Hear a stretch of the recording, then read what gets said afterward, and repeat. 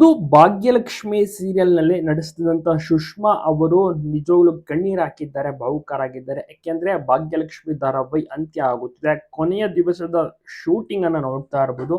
Cake cut ಮಾಡುವ ಮೂಲಕ, ಕ್ಯಾಮ್ರಾಗೆ ಪೂಜೆ ಮಾಡುವ ಮೂಲಕ ಧಾರಾವಾಹಿಯ ಶೂಟಿಂಗ್ ಅನ್ನು ಅಂತ್ಯಗೊಳಿಸಿದ್ದಾರೆ. ಇದರಲ್ಲಿ ತುಂಬಾ ಚೆನ್ನಾಗಿ ಮೇನ್ ಲೀಡ್ ಆಗಿ ಕಾಣಿಸ್ಕೊಂಡಿದ್ದೆ ಸುಷ್ಮಾ ಅವರು. ಭಾಗ್ಯ ಪಾತ್ರವನ್ನ ತುಂಬಾ ಚೆನ್ನಾಗಿ ನಿಭಾಯಿಸ್ತಾ ಇದ್ರು. ಮುಂಚೆ ಭಾಗ್ಯಲಕ್ಷ್ಮಿ ಅಂತ ಶುರುವಾಗಿ ನಂತರದಲ್ಲಿ ಲಕ್ಷ್ಮಿ ತಂಗಿಯ ಒಂದು ಲಕ್ಷ್ಮಿ ಬರಮ್ಮ ಅಂತ ಡಿವೈಡ್ ಆಗುತ್ತೆ. ಸೊ ಅದಾದ ಬಳಿಕ ಲಕ್ಷ್ಮಿ ಬರಮ್ಮ ಧಾರಾವಾಹಿ ಮುಗಿದ್ರು, ಇದು ಕಂಟಿನ್ಯೂ ಆಗ್ತಾ ಹೋಯ್ತು. ಬಹಳನೇ ಚೆನ್ನಾಗಿ ತಾಂಡವ್ ಮತ್ತೆ ಲಕ್ಷ್ಮಿ ಅಂದ್ರೆ ಭಾಗ್ಯ ಹೊಂದಾಣಿಕೆ ಇತ್ತು. ಅದಾದ ಬಳಿಕ ಭಾಗ್ಯ ಮತ್ತೆ ತಾಂಡವ್ ಬೇರೆ ಬೇರೆ ಆಗ್ತಾರೆ. ಆದಿ ಜೊತೆಗೆ ಭಾಗ್ಯ ಮದುವೆ ನಡೆಯುತ್ತೆ. ಸೊ ಮಕ್ಕಳ ಒಂದು ಮನಸ್ತಾಪಗಳು ಕೂಡ ಶುರುವಾಗುತ್ತೆ. ಬಹಳಷ್ಟು ಚೆನ್ನಾಗಿ TRP ಸಹ ಪಡೆದುಕೊಂಡು ಧಾರಾವಾಹಿ ಪ್ರಸಾರ ಆಗ್ತಾ ಇತ್ತು.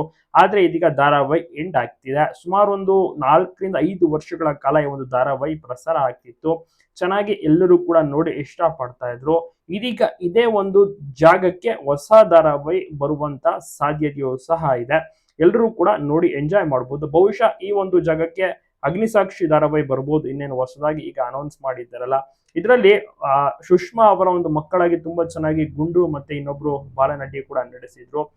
ಕಂಪ್ಲೀಟ್ ಫ್ಯಾಮಿಲಿ ಎಲ್ಲರೂ ಕೂಡ ಅಂದ್ರೆ ಗ್ರೂಪ್ ಫೋಟೋವನ್ನ ತೆಗೆಸ್ಕೊಂಡಿದ್ದಾರೆ. ಟೆಕ್ನಿಷಿಯನ್ಸ್ ಆಗಿರ್ಬೋದು, ಕ್ಯಾಮ್ರಾ ಲೈಟ್ ಮ್ಯಾನ್ ಇಂದ ಹಿಡಿದು ಏನು ಅಲ್ಲಿ ಕೋಆರ್ಡಿನೇಟ್ ಮಾಡುವಂತವ್ರು ಎಲ್ಲರೂ ಕೂಡ ಅಷ್ಟೇನೆ ಈಗ ಮಿಸ್ ಮಾಡ್ಕೊಳ್ತಾ ಇದ್ದಾರೆ ಶೂಟಿಂಗ್ ಸೆಟ್ ನ ಕೊನೆಯ ದೃಶ್ಯಾವಳಿಗಳು.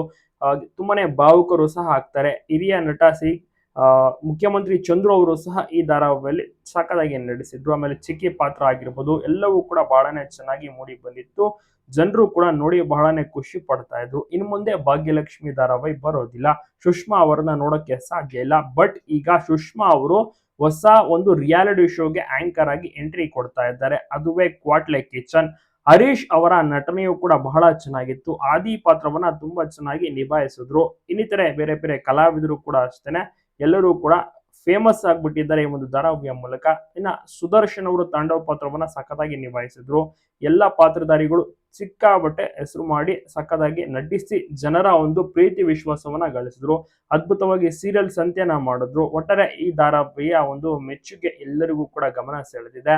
ಇನ್ನು ಮುಂದೆ ಸುಷ್ಮಾ ಅವರನ್ನ ಮಿಸ್ ಮಾಡ್ಕೊಳ್ಳೋದಿದ್ರೆ, ಯಾಕೆಂದ್ರೆ ಮಿಸ್ ಮಾಡ್ಕೋಬೇಡಿ, ಖಂಡಿತವಾಗಿಯೂ ವೀಕೆಂಡ್ ನೋಡಿ ಇವರನ್ನ ನೋಡಬಹುದು. ಇದರಲ್ಲಿ ಆಂಕರ್ ಆಗಿ ಬರ್ತಾ ಇದ್ದಾರೆ. ಕ್ವಾಟ್ಲೆ ಕಿಚನ್ ಅಂತ ಹೊಸ ರಿಯಾಲಿಟಿ ಶೋ ವೀಕೆಂಡ್ ನಲ್ಲಿ ಶುರುವಾಗ್ತಾ ಇದೆ.